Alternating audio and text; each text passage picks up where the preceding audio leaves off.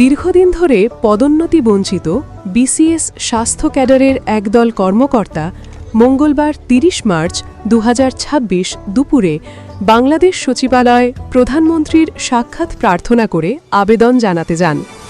তাদের উদ্দেশ্য ছিল দীর্ঘদিনের বঞ্চনা, প্রশাসনিক জটিলতা এবং ন্যায্য দাবিগুলো বিস্তারিতভাবে উপস্থাপন করা।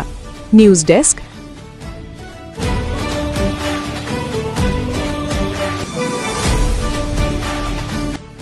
তবে আনুষ্ঠানিক সাক্ষাতের আগেই আকস্মিকভাবে তারা প্রধানমন্ত্রীর সঙ্গে অনানুষ্ঠানিক সাক্ষাতের সুযোগ পান।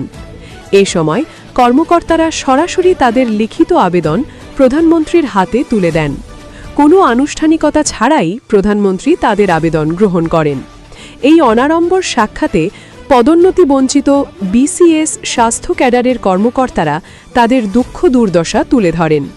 তারা প্রশাসনিক বৈষম্য, পদোন্নতি সংক্রান্ত জটিলতা এবং উদ্ভূত মানবিক সংকটের বিষয়গুলো সরাসরি প্রধানমন্ত্রীর নজরে আনেন।